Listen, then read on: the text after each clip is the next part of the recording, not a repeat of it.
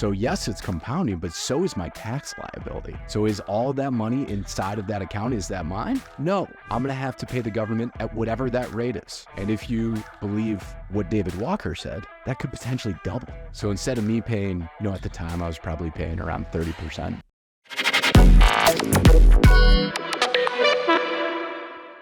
All right, everybody, welcome to another episode of the A Wealthy American Show. So today I'm joined by my co-host, as always, Jim Stryker. Jim, how you doing over there? How's it going?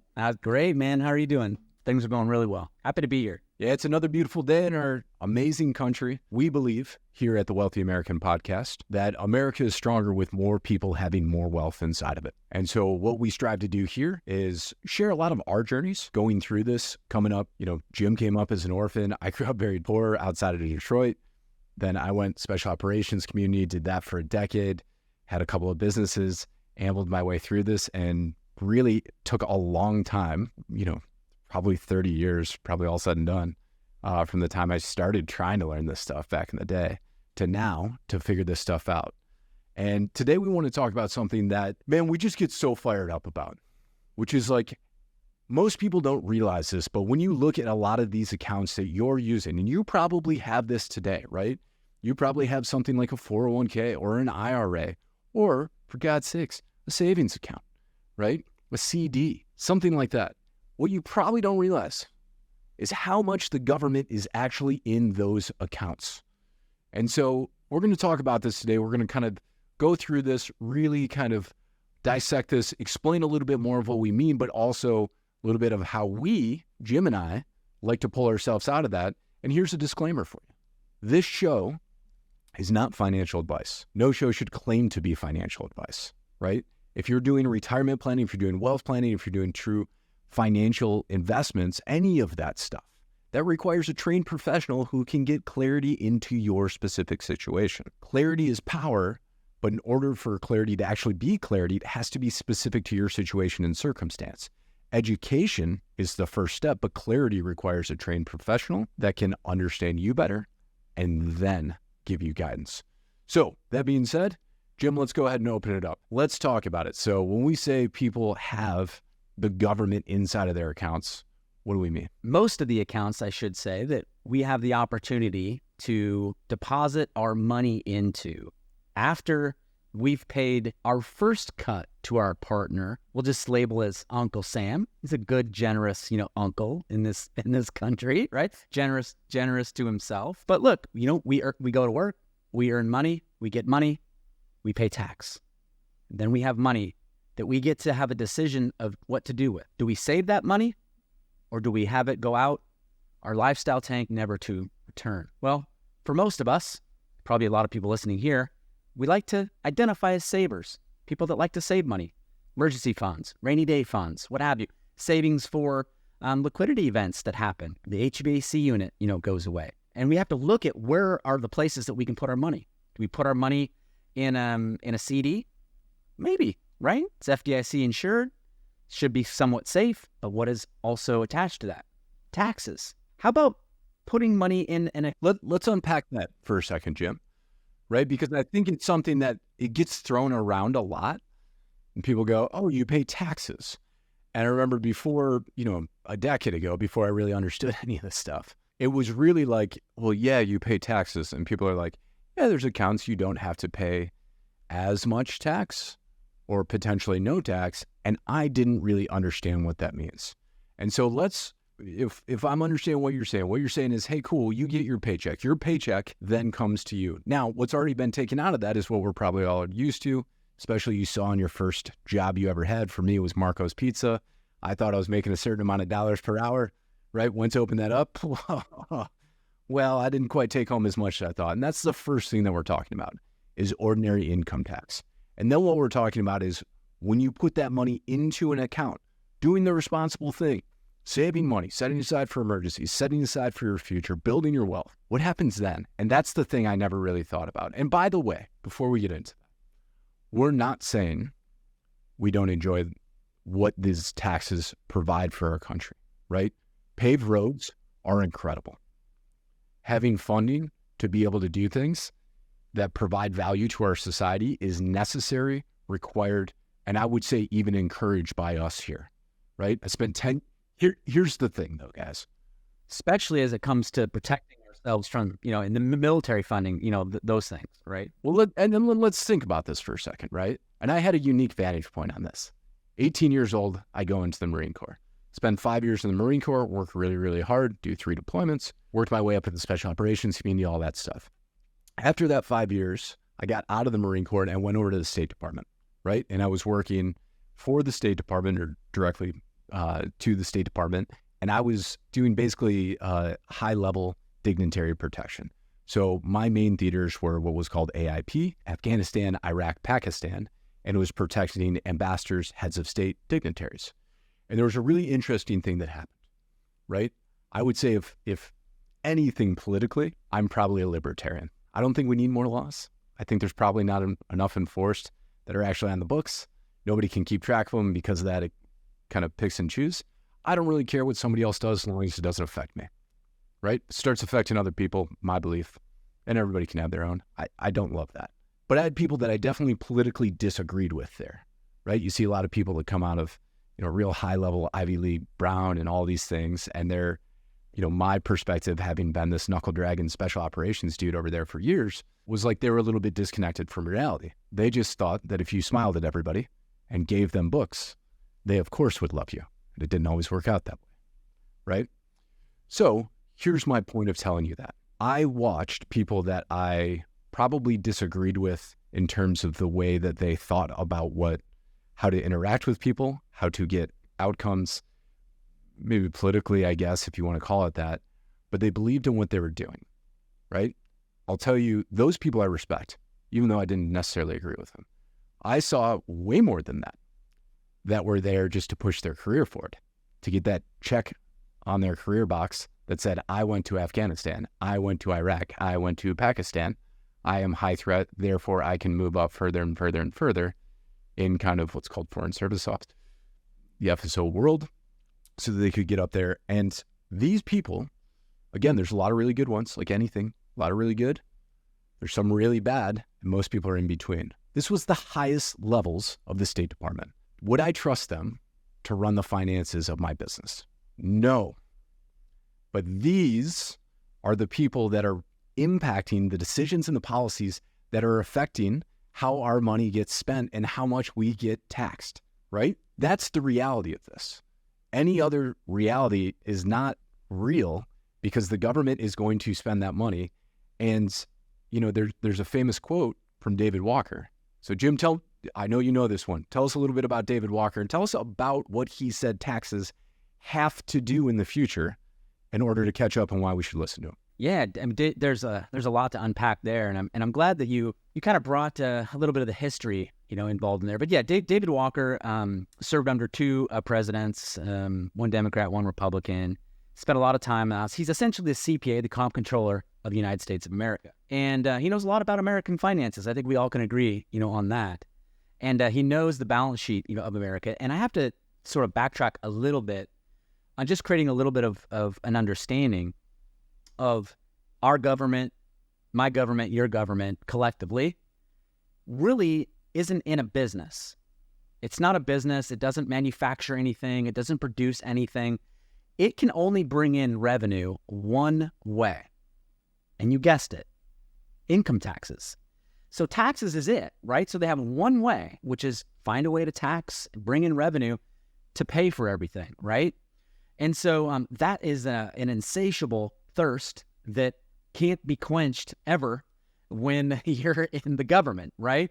Imagine running a business, you got one way to bring in revenue and you're underwater every single day, right? Backs against the wall. You got to find creative ways to raise taxes and to do that. So really that's kind of what we're talking about, here at this point is, I guess, overall taxes, government spending, saving money, and how we as, wealthy Americans can navigate what we're up against here. Well, yeah, and who's making those decisions, right? That's really, in a nutshell, I wouldn't trust them in my business to make financial decisions, but they're running decisions for the country. And so David Walker, what he said when he looked at this, and guys, like Jim said, he was the CPA of the country. He was the financial comptroller from 98, and then he had an 11-year run there. And he said, based on the spending of the U.S. and what he's seen and where we're at currently, and this is his opinion on this, right? He's on record as saying taxes will have to double at some point to cover the spending that the United States has done up to this point. He wasn't talking about in the future. He wasn't talking about if we continue on this path. Up to this point. This is one of the most knowledgeable people, the most well-read people, basically the financial auditor for the United States of America. Taxes will have to double. And so when we think about that, does it matter that the U.S., that the government is in your accounts? Of course it does, because they can make a decision. Are they going to consult you? No. It's going to get buried in a bill, or it's going to be an executive order, and good luck. So first you get taxed with ordinary income. That's normal. We all know that. Jim, where can that money go after it hits? Well, as far as where you can save it, so you can save money pre-tax in accounts that are, quote, qualified. Let me define that. A qualified account is qualified by who? Well, it's qualified by the IRS. They dictate how your savings is taxed. It's just the way it is. You can pay tax now, or you can delay or postpone tax into the future. And so if you delay or postpone tax, that's called qualified. Qualified to do that per the IRS. That's your 401k, that's your IRA, that's your TSP, 403b. Those are all, quote, the qualified accounts. So no, that's, if you have a 401k or an IRA, no, that's what that is. It's likely that you haven't paid your tax on that account yet, but you will, right? You have a partner there. Let's talk about that, because most people, I don't think, realize this. So what Jim's saying, guys, is when you go to open your 401k, your IRA, and I did this for years, right? Didn't have a 401k, right? It's just a lot of working for myself or working for the man, and you don't really get that option to go, if you want to put in 20 years going to combat every, year and a half or so, well, at the very end of that, we'll give you a pension. So I didn't have those options, but I did end up doing Roth IRAs and then eventually SEP IRA, right, which is self-employed.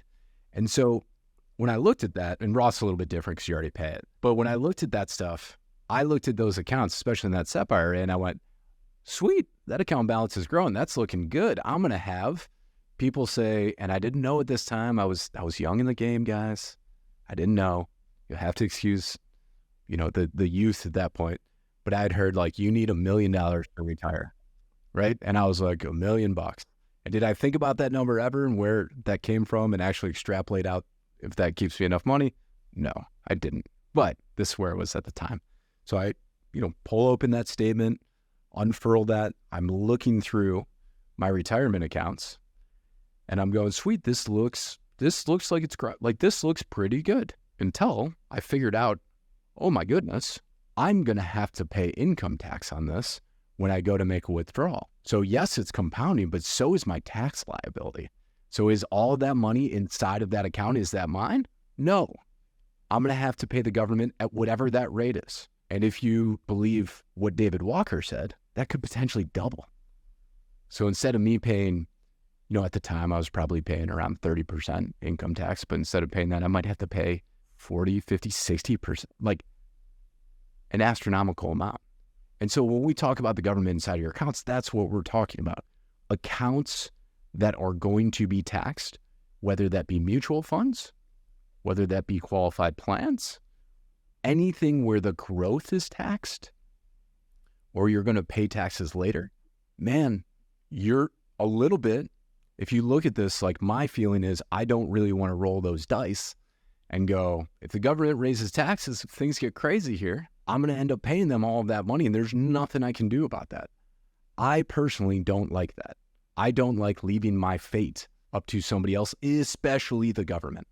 As much as I believe in this country, and I believe in this country, I've fought for this country, I've had friends die for this country, I do not trust the politicians that are in place to make the best long-term decisions to impact our country, and also to keep us out of trouble, where even if they are making the best decision based on decisions that were made 20 years ago, right? Things have gone wrong. David Walker's like, hey, you guys should correct spending. They're like, constituents, I got to get reelected. Maybe you have the right people in place doing the right things when that hits 20 years from there, but I don't want to be in that situation either. I would rather know I've paid what I've already had to pay, and all the money that's growing is mine. It's what's called tax advantaged. And Jim, let's talk about those kind of accounts, right? So Where can you have money that's going to get taxed? We already talked about this. Any sort of qualified plans, 401ks, IRAs, stuff like that. You're also going to pay any sort of like stock markets, mutual funds. You're going to get taxed on growth, usually with capital gains, stuff like that, which varies individual by individual, but could be anywhere from 15 to 25%. Again, this stuff can change. That's not a hard and fast, just what the current statutes are reflecting. But there is one other type. And I know, obviously, we talk about this a lot. If you want to get the government out of your accounts, but you still want to grow. Because the question becomes, if I can't grow my stuff and all these things, everybody says, here's where I put my money. This is where it'll grow. Where do I then put money to grow my wealth? Because I want compound interest working in my favor. I would love to participate with the stock market. I don't want to lose money when it comes. Like, what are my options, Jim? Yeah, so unfortunately, we don't have a lot of options, quite frankly. But we have some very, very, very, very good options. And so there are actually tax-free qualified options. You have your Roth 401k, right? You have just a standard, Roth, which is after-tax dollars being saved in a qualified account, usually a stock market type thing, where you don't pay tax on the gain, the growth, and the extraction. So they have they have limitations on how much you can put in, obviously, because if you put in too much, they don't get their share. And so you have to think about it in terms of, is the government really for me or against me in terms of my retirement, my savings? And if you have an account that they know that you could put money in after tax, but they limit the amount that you can put in, there's a reason for that, right? And so I would just say that, growing money inside taxable accounts or growing money in tax postponed accounts like 401ks and IRAs, it's just a very expensive thing to consider. So I would consider that. And then, you also have, muni bonds and things like tax-free muni bonds and things like that. You can typically lower yields and, liquidity issues and things of that nature. But those are it, Will. You have your qualified, your Roth, you have your 401k, and you have some muni bonds. Most everything else, if not everything else, that we think about in terms of what to do with our money is going to be taxed at some point in time, right? So there are other accounts that you take after-tax dollars that you could put your money into, or my money into, your money into, whatever, that you can put an unlimited amount of money into it. You have to qualify for the product where you can learn the aspects of only making money, never losing money, and never paying any tax. Yeah, what we call private reserve, right? Private reserve. The private reserve is really the only account. The caveat to that is you got to qualify for it. It has to be built right. And you got to work with a professional, like you said in the beginning, of somebody who knows, what it is they're doing. But that is the only account that I'm aware of. And if anyone else listening has knowledge of another account that has the same attributes as here, please let us know. We've been looking. This is the only one that we know of where you could put after-tax dollars in where you'll never lose it, you'll never be exposed to taxes and market risk at all, capture the upside, and most importantly, cut out completely, Uncle Sam, the IRS, from your gain, your growth, and your extraction. So there is hope, everybody. There is hope for going to work, saving money, deciding to pay tax, today. Maybe you're somebody who thinks tax rates are going to stay the same or go down. Maybe that's you. David Walker, who ran the government from a CPA perspective, doesn't believe that. He believes, knowing what he knows, tax rates are going to have to double. Look, we all hope that doesn't happen. But if it does, do you want to risk having money in taxable accounts and or tax postponed accounts to worry about that for the future? Listen, the private reserve is really the only way to alleviate all of those unknowns and those potential risks. Hopefully that answers your question. It totally does, man. And I'll tell you what this reminds me of, right? So it was a really interesting time. So I came into the Marine Corps in 2003, right? So 2003, when I came in, like, you were a god in my community if you had one combat deployment at that point. Later on, unless you had 3, you were basically a new guy, right? But in the very beginning, you had 1, nobody else did. And so what had happened was all the advice, the tactics, the guidance, everything that got passed down to the generation right before me, right? That all came from guys that were there in the 90s. And in the 90s, we didn't really go to war. Like, we had a few things, like, Kosovo, Bosnia. Yeah. But, like, did anybody really go in and extended stuff? Was it the same that we're doing in Iraq, Afghanistan? By the way, if you're a Desert Storm veteran listening, that is not to diminish what you did in any way, shape, or form. But the levels of combat that we saw from 2001 on, I think we all can agree, dramatically different. So all these tactics, right? Old school things, you'd see like cup and saucer pistol as opposed to two hands, bent elbows coordinating so you can kind of get in there and do whatever you need to. All these old school tactics, right? They theoretically made sense. Where did they break? They broke in combat. And so I had the benefit of guys that had then gone there and went, that didn't work the way that we trained. So we got to adjust it. And the next decade was spent adjusting things because you're putting it under the pressure cooker over and over and over and over again until you find the things that truly, truly work, right? It's kind of like sifting through sand, and you got to sift through, 400 pounds of sand back in the day with your old, gold miner kind of pan in there, and you're going through it. Eventually you're going to find stuff. But at the end of that, all you have left is a giant pile of gold. And that's how the special operations community got so good in America. That's why the level of skill set is so high now, is because it's all been pressure tested over and over. And the point of telling that story to you listening is this. A lot of people talk about a lot of different things out there. Very, very few actually take the time to plug it in to a scenario that will take into account taxes, take into account inflation, take into account all the things that you do have available to you, right?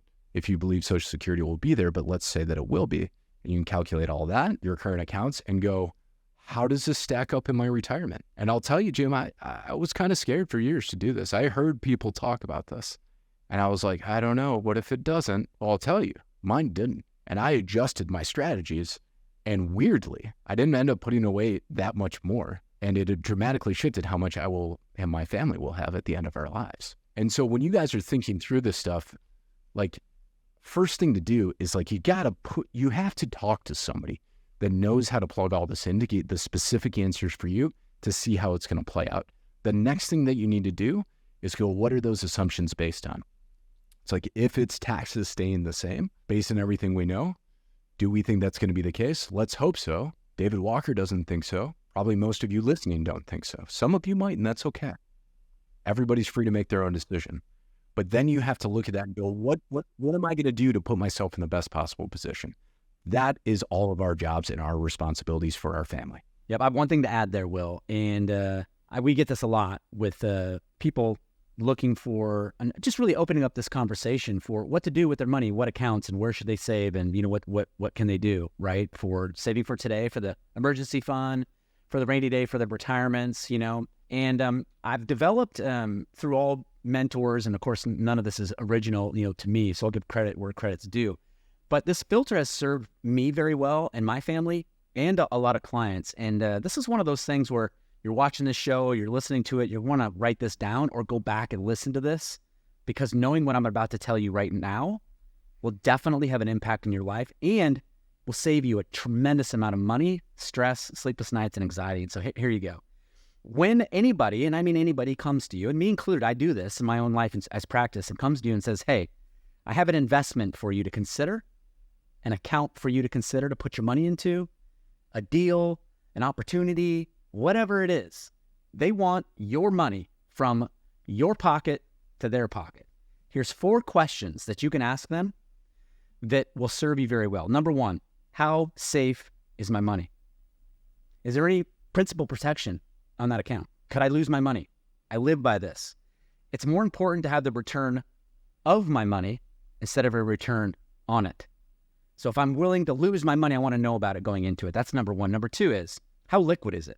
If I need to get access to that money, is this locked up for 10 years, 5 years, 20 years? What is that, right? Like, liquidity is a big thing. Life happens. It's not, that's a certainty. Things will happen in your life. Problems will occur, and you will need to step up and be able to address those. And liquidity is a big factor. And the third thing is, what is the rate of return? What is the rate of return? Is it going to keep up with inflation? Is it whatever it is, right? A lot of times, Will, I see people chase return first.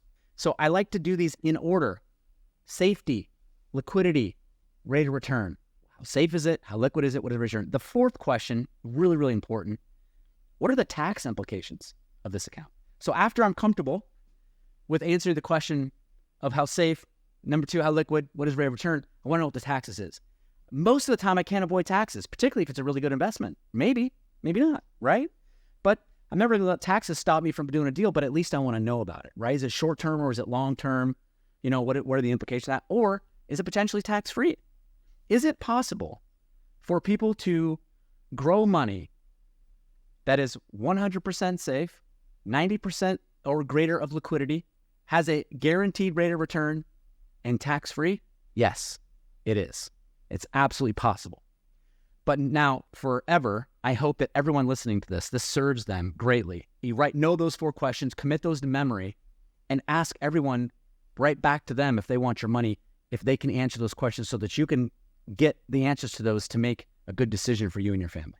That framework is clutch. So for everybody listening, if you didn't catch all that, make sure you kind of rewind this, listen back to it, because if you go through that 2-3 times, that'll serve you the rest of your life. And I'll tell you it's an add-on to the rate of return question, right? A lot of times we think about what's the rate of return, and it depends on who you're talking to. If they're honest, they're going to tell you it's going to be from here to here, but here's our average. There's one more thing that I look at, because some people, not saying this to anybody you guys are talking to, but you don't want to trust people unless you ask this question, right? It's like, cool, what is kind of the max rate that we've seen?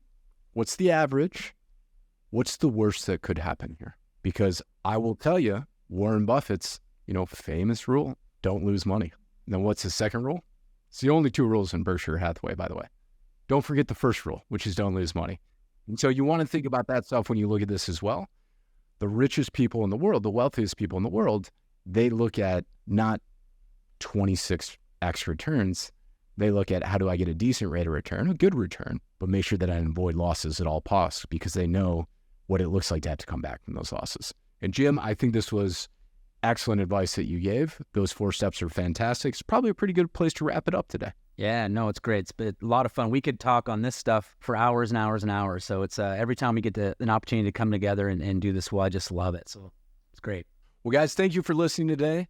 America is the best country in the world. America is stronger with more Americans that have more wealth in it. Thank you for being a part of our movement to educate, entertain, inform, and help more Americans. So we really enjoyed spending this time with you guys. We'll see you guys on the next one. Take care. Thanks.